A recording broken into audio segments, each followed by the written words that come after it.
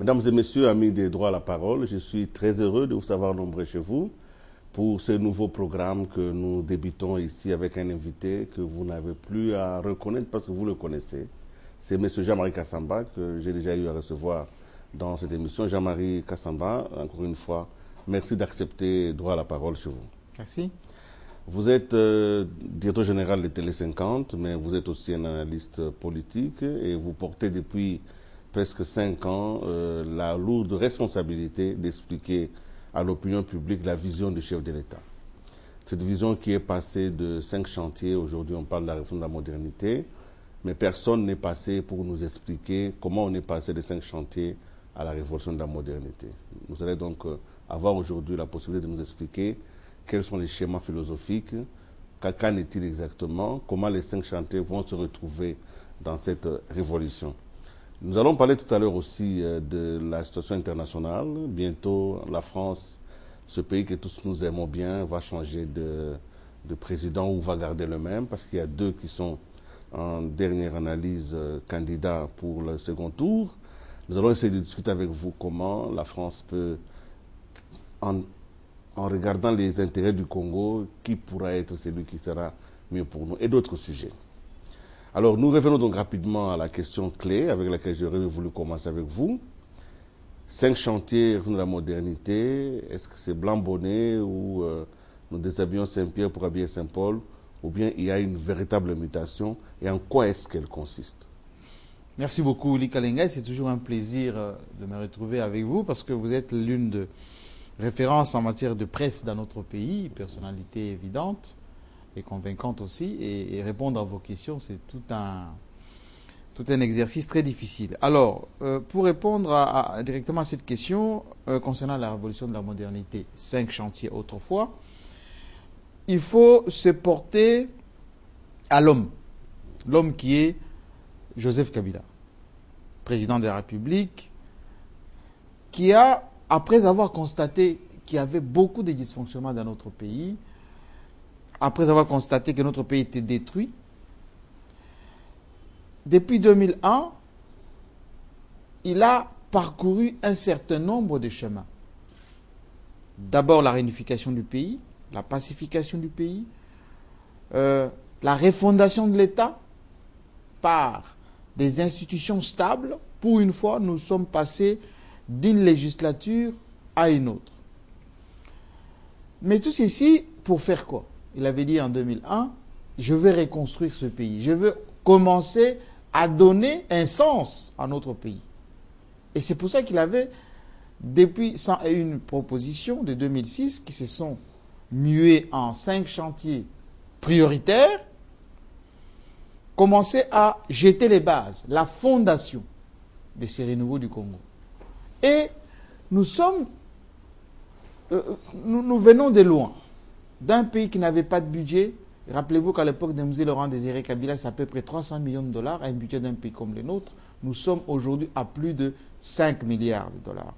C'est escompté 6 à 7 milliards durant cette année 2012, avec la mobilisation des moyens que le gouvernement est en train de faire, notamment avec la réforme de la TVA.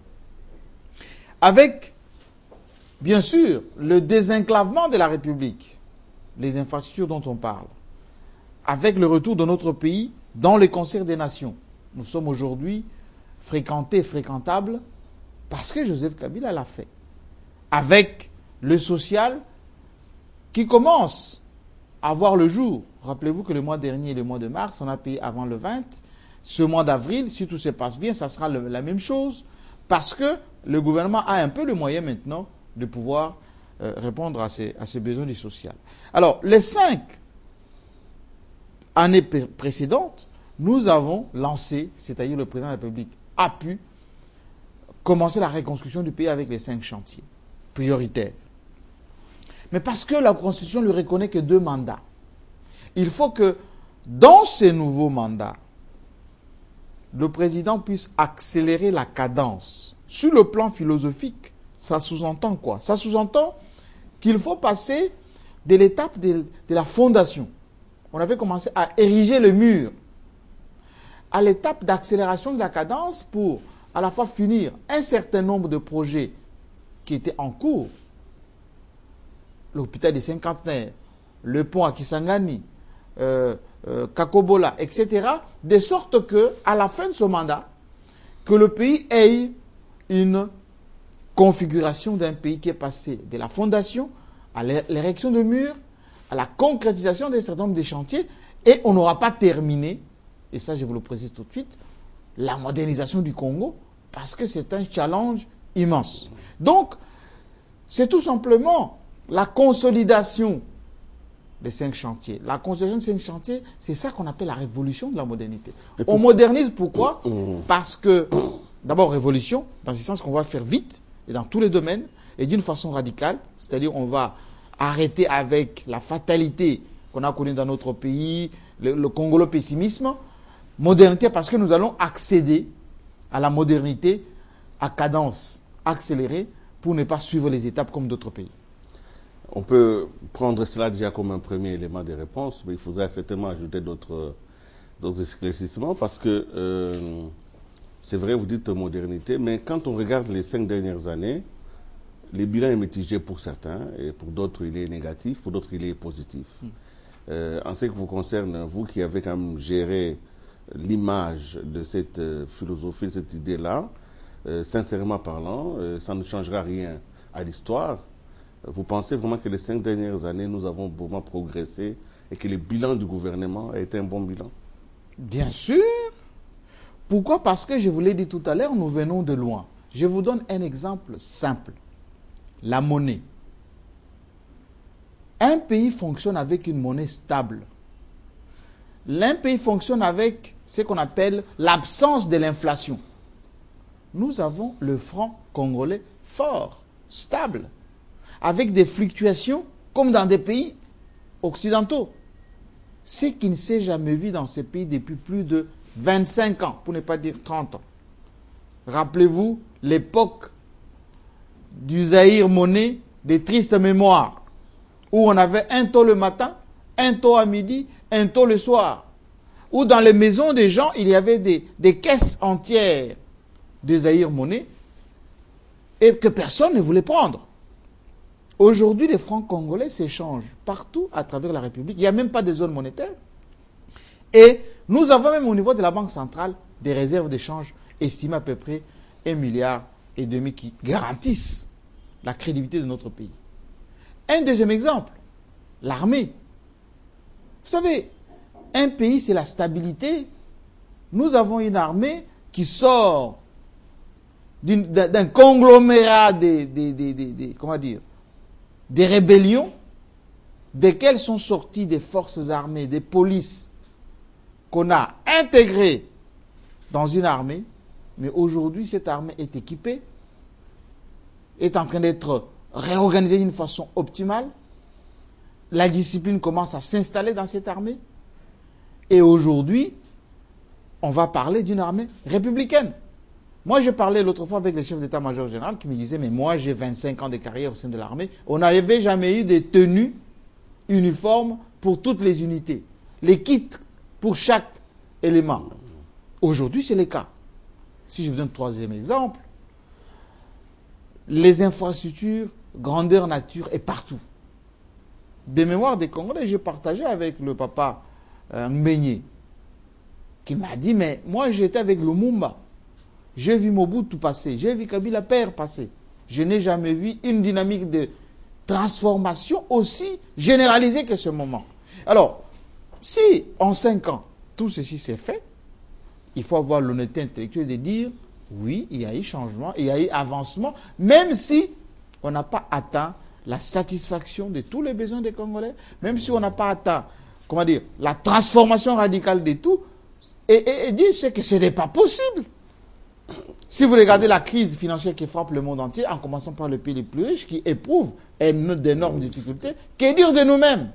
Donc, moi je peux dire, c'est un bilan quelquefois spectaculaire. Et je vais juste terminer en vous disant, oui. Notre pays n'avait même pas de moyens, on vient d'organiser des élections avec 300 millions de dollars, et même si cela a comporté des imperfections propres au pays, qui commence à s'autonomiser, c'est déjà un début D'accord avec vous. Alors, dans les cas où le bilan est positif, Oui. alors pourquoi faire une révolution? Parce qu'une révolution, en réalité, c'est une coupure radicale. Vous l'avez dit. Il y a quelque chose que le président, au travers de la révolution de la modernité, il voudrait que certaines choses changent radicalement. Pas seulement avec l'histoire du pays, mais avec le mandat qui vient de se terminer. Quelles sont les choses sur lesquelles un changement total, radical, est attendu? Parce que sinon, il n'aurait pas parlé de révolution. Ah ben c'est une très bonne question. Qu'est-ce qui change radicalement? D'abord, la perception de l'homme congolais de la chose politique, de la chose publique. Dans notre pays, depuis des années, nous nous sommes comportés comme dans une boîte de nuit. C'est-à-dire? C'est-à-dire qu'on était là pour jouir en permanence de la danse, de l'ambiance, de la musique, de bonne humeur.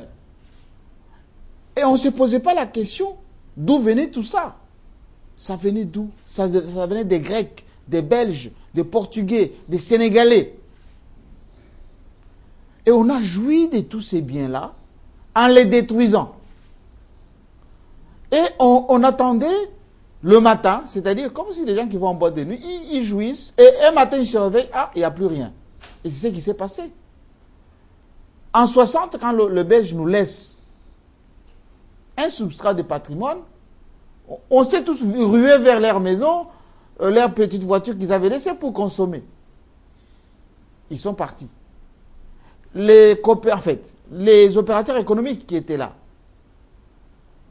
10 ans plus tard, on a zarianisé. On s'est rué sur leurs affaires. Et les quelques entreprises publiques qu'on a même mis en place, on a commencé à se comporter comme si c'était des cacahuètes qu'on mangeait à longueur de journée.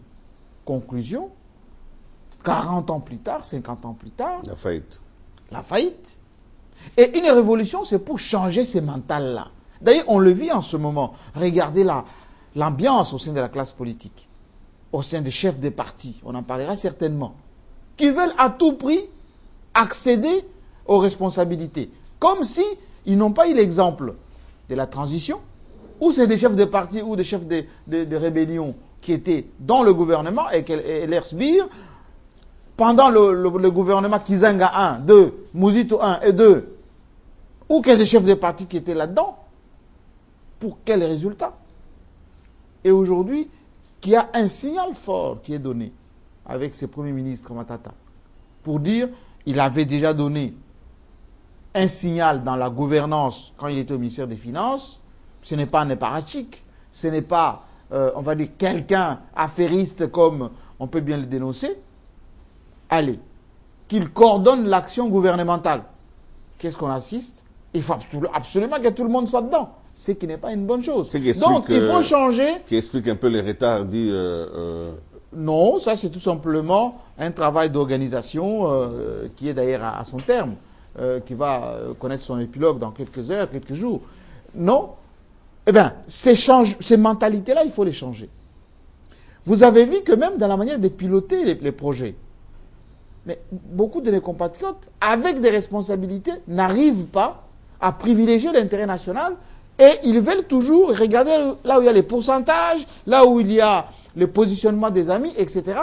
Il faut changer la avec ça. corruption, la concussion, les trafics d'influence, oui. Tout cela, la révolution de la modernité va évacuer. Il faut changer. Quels sont les moyens politiques que le président possède pour arriver La à... volonté est ferme.